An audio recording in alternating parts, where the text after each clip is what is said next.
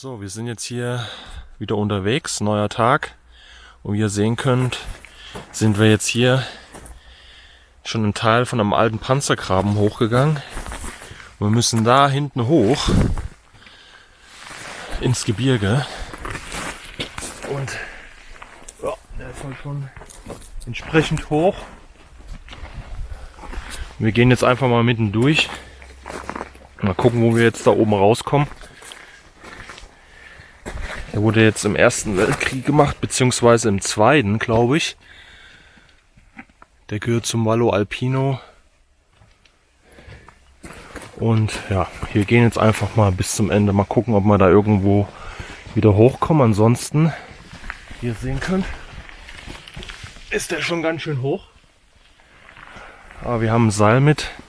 Da müssen wir uns dann irgendwie rausziehen, wenn wir es nicht schaffen sollten. So, jetzt sind wir mal mitten hier in dem Graben. Und jetzt kann man das hier mal ganz gut erkennen. Also Italien wäre jetzt hier links. Hier würde jetzt Deutschland sein.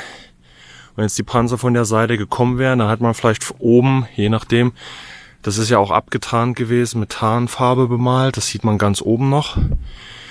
Ja, dann haben sie vielleicht hier oben so Sträucher oder so davor gehabt. Und ja, man hat es dann so nicht gesehen, vielleicht ohne Luftaufklärung. Wäre jetzt hier gekommen, ist meine Vermutung. Und dann wäre der Panzer jetzt hier, bums, rein. Ja, wäre jetzt hier drin gelandet. Und wäre halt nicht mehr rausgekommen, ne? So, jetzt könnt ihr sehen, jetzt sind wir hier hochgekommen.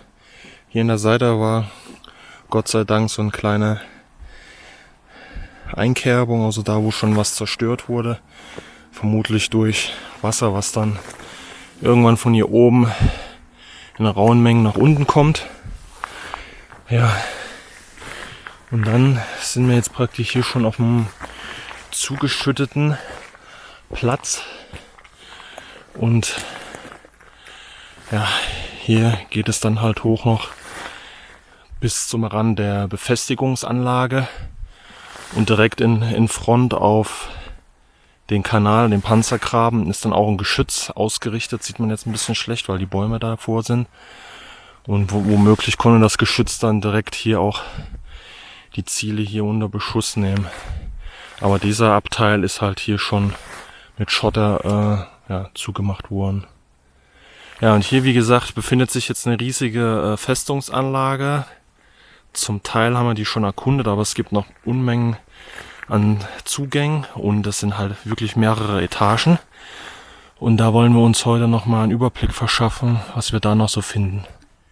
So, wir haben uns jetzt schon ein bisschen hier hochgekämpft.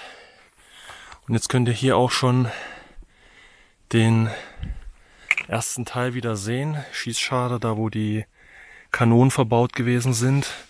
Ja, und hier muss auch extrem was mit Hochwasser gewesen sein. Weil hier sind neuere Abschnitte, Dämme oder Brücken auch komplett kaputt gegangen. Weil da oben ist noch eine alte, die war schon so.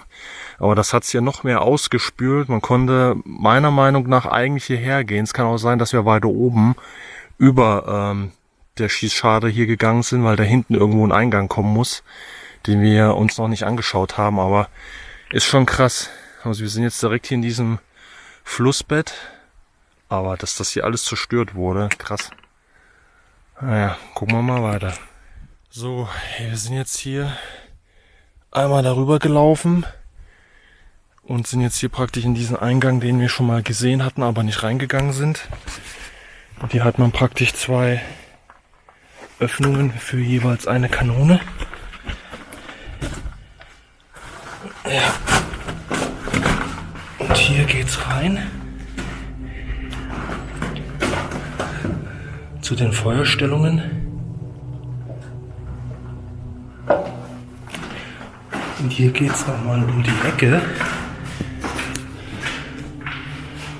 Und hier, wie ihr das aus den alten Videos noch kennt, ist praktisch die Verbindung zu dem Hauptsystem.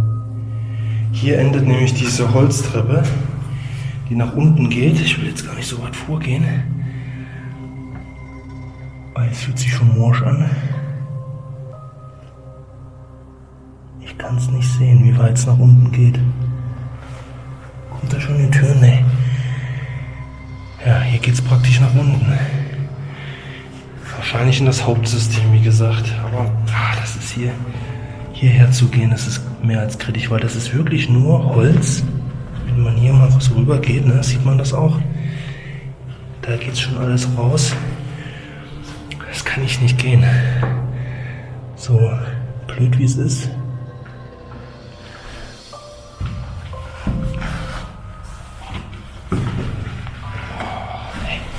Guck mal an der Seite, ob ich was sehe. Ich weiß nicht, wie weit es runter geht, ey.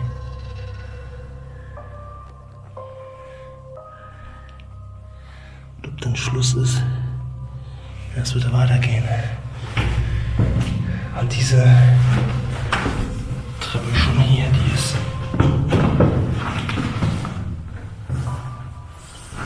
Oh, nee. Nee. Das ist zu krass. Ja, da geht's, glaube ich, ein paar Meter auf jeden Fall nach unten. Das bringt's nicht. Okay, dann gehen wir hier raus und gucken mal nach einem neuen Eingang. Wahrscheinlich kommt man dann mit dieser einen Holztreppe nämlich genau bis zu diesem Punkt hier.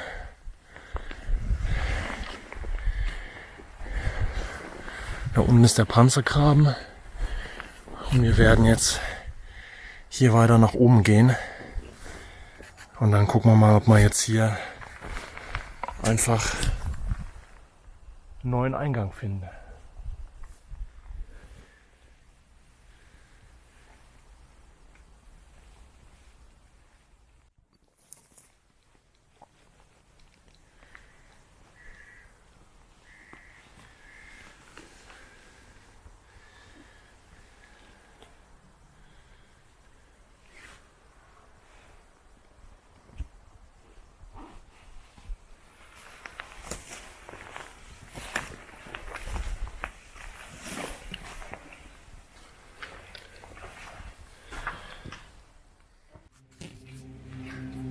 So, jetzt sind wir nochmal hier in diesen Raum mit den Betten.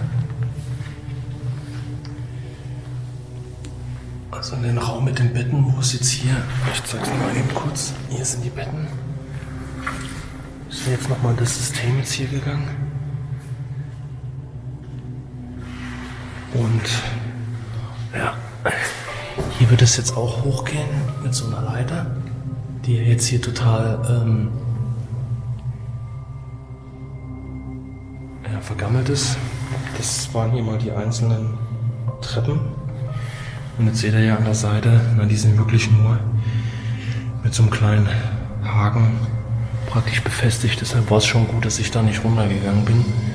Jetzt könnte man praktisch mit dem Seil da hoch, und Seil haben wir auch mit, aber letztendlich wird es nur in so einer Glocke da oben enden, wo das Geschütz stande. Deshalb denke ich mal, ist der Aufwand jetzt zu groß, da jetzt irgendwie hochzugehen. Gucken wir lieber außerhalb, was wir dann da noch für Zugänge finden. Also hier aus der alten Bergfestung sind wir jetzt gerade rausgekommen und gehen jetzt hier hinten nochmal rüber. Und haben jetzt hier unten im Tal noch was gesehen. Und zwar, ich weiß nicht, ob man es jetzt auf der Kamera erkennen kann, hier unten ist ein Gemäuer, eine Stellung scheinbar gewesen, und das zieht sich da noch weiter. Da kommt auch noch eins, und da direkt im Wald scheint noch eine größere Befestigungsanlage zu sein. Da sieht man nur noch oben so ein paar, ja, wie so eine Art Säulen, Schornsteine oder sowas rausgucken. Da versteckt sich auch noch ein Gebäude. Ja, die werden wir auf dem Rückweg uns jetzt gleich nochmal anschauen. Und ja, jetzt gehen wir wie gesagt hier erstmal rein, den Bergkamm weiter, weil wir von unten gesehen haben, dass da ja noch mehrere Schießscharten und so weiter sind. Dann gucken wir mal. So, stiefel jetzt hier mal diese alten Bergwege ab, die zum Teil noch so ein bisschen zu sehen sind. Aber jetzt bin ich noch nicht fündig geworden, aber es kann sein, dass ich mich einfach auf der falschen Höhe befinde, weil man sieht das immer von der gegenüberliegenden Seite, Hier seht ihr mal, wie steil es nach unten geht. Und es kann jetzt höher gewesen sein, wobei wir halt schon sehr hoch sind. Da unten geht die Straße her. Oder ja, die können auch direkt unter mir hier sein. Aber ich habe jetzt noch keinen Hinweis gefunden. Ich dachte jetzt hier an der Seite, dass jetzt hier irgendwo Schießscharten zu sehen sind. Aber das ist nicht so. Ja, ich gehe jetzt erstmal zurück. Und entweder sehe ich jetzt hier noch irgendwo was. Oder eben nicht. Und dann wird man runtergehen. Die Sachen da unten in Augenschein nehmen. Und vielleicht sieht man dann von unten wieder, wo genau die Schützenlöcher und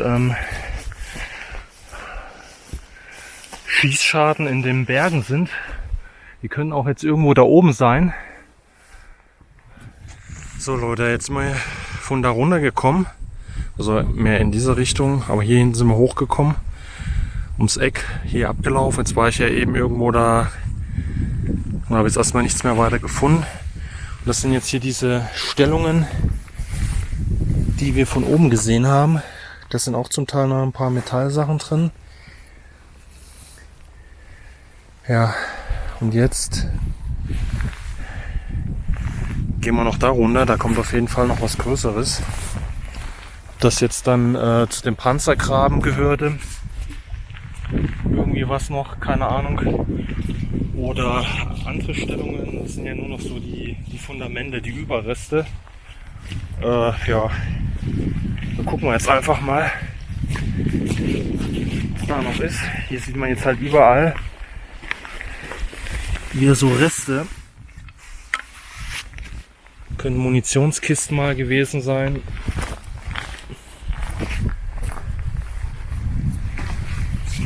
Auch hier alles mal hier irgendwie runtergespült. Alte Rohre könnten auch noch direkt aus dem Bunker sein. Ja, mit dem ganzen Wasser kommt das Zeug natürlich runter. Ja. Gut. So, jetzt nähern wir uns nochmal diesen Objekt, was wir von oben gesehen haben. Ja, das ist definitiv was Militärisches gewesen. Ja, das sieht schon wieder aus nach so einem Bunker. An der Seite so ein bisschen getarnt, als ob das ein Haus wäre. Praktisch so Mauern davor gesetzt. Aber man sieht da hier schon auch die Schießscharten hier drin. Ja.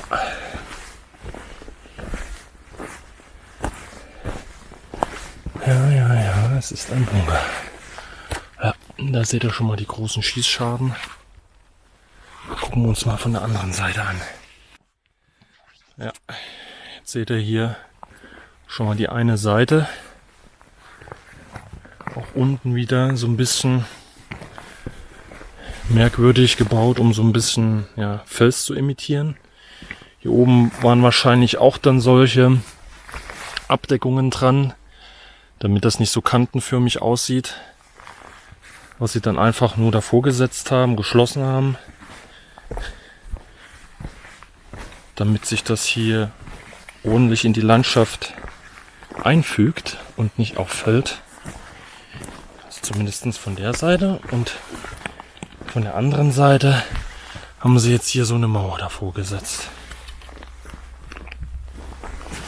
Ja, und hier gibt es auch immer noch so alte Relikte, die irgendwann mal runtergeschwemmt wurden. Da liegt auch wieder Metall rum.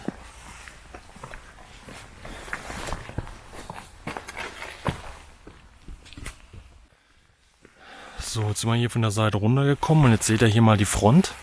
Und die sieht tatsächlich aus wie so ein Haus, ne? Oben praktisch zwei so Fenster imitiert Unten wahrscheinlich dann wie so eine Art Scheunentor oder so.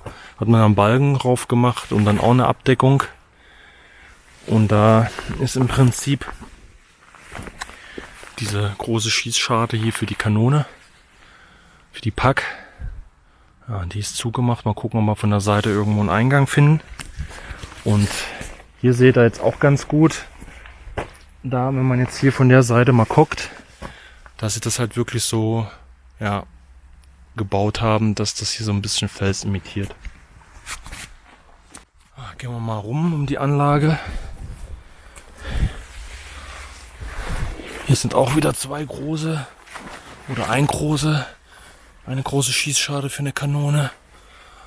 Denn hier an der Seite ist leider schon ein bisschen was besprüht. Das sieht aber auch da schon alles aus. Und hier ist auch nochmal da so ein hoher Turm drauf gesetzt. Ja, das habe ich in der Form jetzt noch nicht gesehen gehabt, diese Abtarnung, aber ich wusste, dass es die gibt. Und dahinter verbirgt sich dann praktisch der eigentliche Bunker. Jetzt sind wir mal hier hinten ums Eck gegangen. Und ja, hier ist die Anlage. Da oben ist der Zugang. Hier unten scheint es noch einen versperrten Zugang zu geben. Hier hinten ist auch noch irgendwie was Betonmäßiges. Ganz vorne habe ich auch noch was gesehen. Da müssen wir gleich mal gucken, was das jetzt alles ist. So, ich muss erstmal eben kurz meinen Rucksack ablegen, weil das hier sehr eng war. Ich habe die Tür nicht weiter aufbekommen. Okay, das sieht auch mal ganz anders aus hier. So, hier ist es jetzt ein bisschen kurviger. Sagt mir eigentlich gerade. Und hier, ja, das wird wahrscheinlich wieder für Frischwasser gewesen sein hier. So ein kleiner Tank, sieht ein bisschen aus wie eine Badewanne. Könnte sein. Ja, und mal was ganz anderes wieder, ne? Das haben wir nicht gesehen. Hier geht's jetzt, hier hat man auch wieder eine Nummerierung. Das ist Raum 10, das sind die Toiletten, sieht man hier schon. Auch wieder so Plumpsklo-mäßig. Ja, und hier war vermutlich ein Maschinengewehr, nehme ich mal an. Das sind jetzt so 3 Öffnungen, 3 Schießscharten nach draußen. So eine halbe Kuppel, 8 und 9, also 9 hier für die Toilette und 8 ist hier dieser Gefechtsstand. Ja, und jetzt geht es hier weiter durch. Hier wieder eine riesige Drucktür. Oh, und hat sogar auch mehrere Etagen. Hier geht es nach unten. Bleiben wir jetzt erstmal in der oberen Etage. Ja, der Bunker ist halt mal wieder komplett anders angelegt, ne? Jetzt hat man hier auch, also man hat praktisch da hinten ist ein Gefechtsstand und den jetzt Richtung Berg, also wahrscheinlich auch Richtung Panzergraben, den wir da vorne gesehen haben. Ja, jetzt macht man hier praktisch die Runde. Einzelne kleine Nischen, wo man praktisch Versorgungsgüter unterbringen konnte. Und das könnte uns mal einer sagen, was das hier eigentlich für kleine Kammern sind an der Seite. Entweder hat man jetzt hier irgendwie so Leuchtmittel aufbewahrt, falls hier irgendwie halt kein Licht war oder für Erste Hilfe. Aber das ist aller paar Meter ist praktisch so eine Nische, weil das muss ja hier für Munition gewesen sein. Das ist klar eigentlich. Hier hat man jetzt wieder für ein MG, das sieht man eigentlich hier ganz gut, mit der Aufhängung hier, wo man das bewegen konnte. Aber diese kleinen Nischen, die haben jeweils halt unten nochmal Löcher, oben auch. Millionen Kellerasseln. Und jetzt geht es hier unten weiter. Aber diese kleinen Nischen, das würde mich wirklich mal interessieren, was hier halt aufbewahrt wurde. So, jetzt gehen wir runter. Eine Etage nach unten. Jetzt haben wir hier wieder die obligatorische Drucktür. Und das sieht aus wie fürs Bett ein Lattenrost hier. Ja, das wird ein Lattenrost sein. Das sieht noch ein bisschen intakter aus. Und hier einzelne Räume, die sind alle nummeriert. Jetzt sind wir schon bei der 14. Das jetzt auch Vorratsräume waren oder Mannschaftsquartiere. Da müsste man sich nochmal so einen Grundriss raussuchen. Es gibt da etliche zu finden, wie die einzelnen Komplexe aufgebaut waren.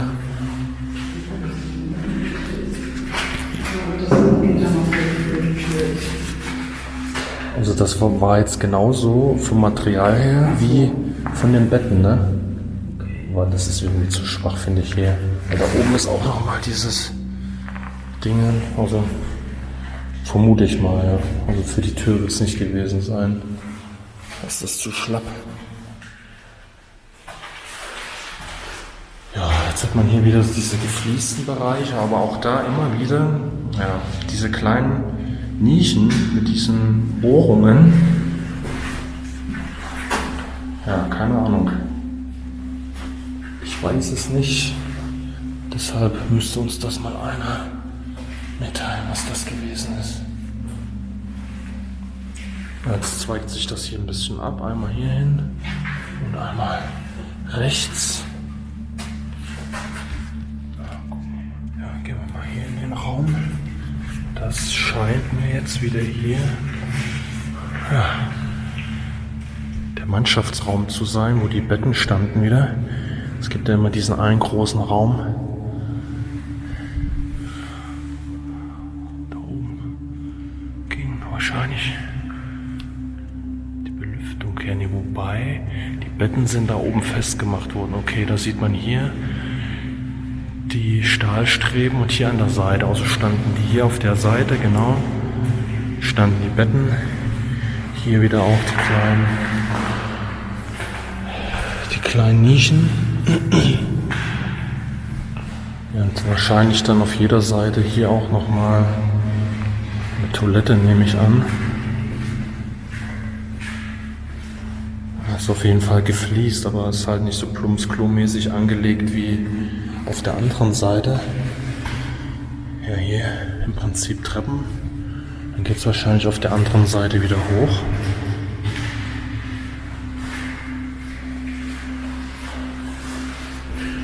Das sind ja schon die ganzen Versinderungen. Oben sind so schon so Sinterröhrchen zu sehen. Ja, leider haben sie hier schon mal ein wenig gesprüht. Nummer 6,5, auch hier wieder. Ja, dieses der ist so mehr oder weniger der geflieste Bereich. Ja, der hat sich ja im Prinzip durch die ganze Mannschaftsunterkunft gezogen. Ja, geht jetzt wieder durch. Ja. Hier sind noch ein paar Betten, also die Reste davon, die Gestänge, haben sie hier gelagert.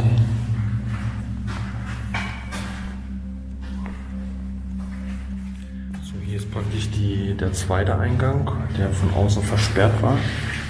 Kann man jetzt noch rausgucken. Da oben sind wir nämlich reingekommen. Und das ist der zweite Eingang. Hier ist auch noch ein Lattenrost. Ach, hier ist schon eine richtig krasse Versinderung.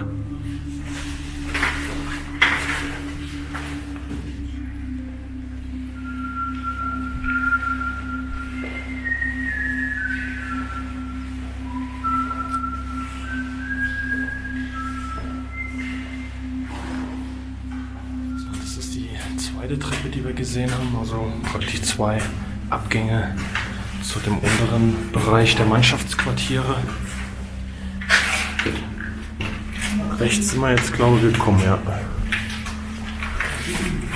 Da sind wir durch, würde ich sagen, ne? Ja. Hier haben wir auch mal wieder was entdeckt. Das sieht irgendwie aus wie so eine Konservendose. Hier irgendwie noch was drin, aber Keine Ahnung.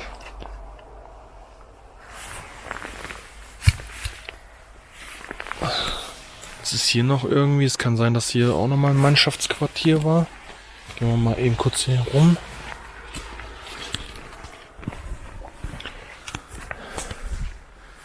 Hier ist schon einiges abgebrochen.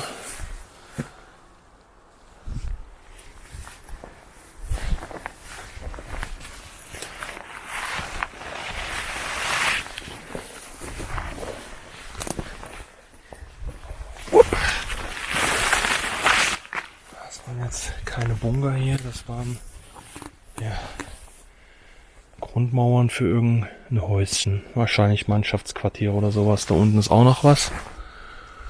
Und ja, das kann ich euch jetzt gar nicht zeigen. Da oben, da haben wir auf jeden Fall vorher noch was gesehen. Also lag ich gar nicht so falsch mit dem Weg.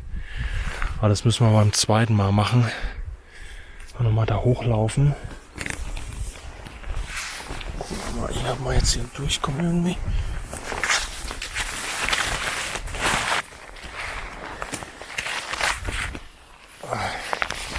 Da auch wieder so ein alter Kanister.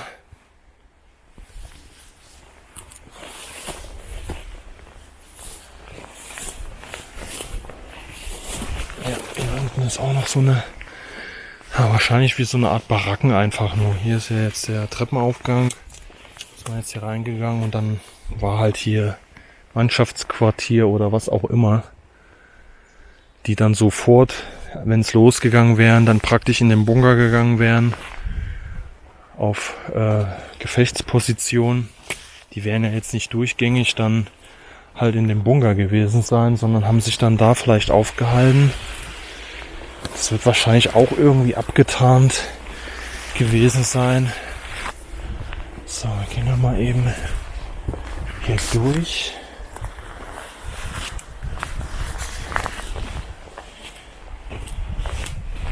Gucken, ob ich das jetzt hier nochmal zeigen kann. Oh. So. Ja, da sieht man es ganz gut. Frage ist, ob man es auf der Kamera auch gut sieht. Zack. Ja, mal durch. Und hier nochmal kurz durch. Und gehen wir hier mal so diesen kleinen Pfad her. Ja, und da kann man es sehen. So, und zwar da oben ist eine Schießscharte, eine ganz große drin. So, und ich bin der Meinung, dass ich auf dieser Höhe da schon gewesen bin. Dann kam halt irgendwann ein riesiger Abhang. Den hätte ich überqueren müssen, das habe ich gelassen. Und dann hätte ich wahrscheinlich weitergehen müssen und komme dann halt irgendwo dahin. Und da ist noch eine zweite Festung. Und die müssen wir uns auf jeden Fall irgendwie noch angucken. Und das machen wir beim nächsten Mal. Dann würde ich sagen, dann war es das erstmal mit diesem Video.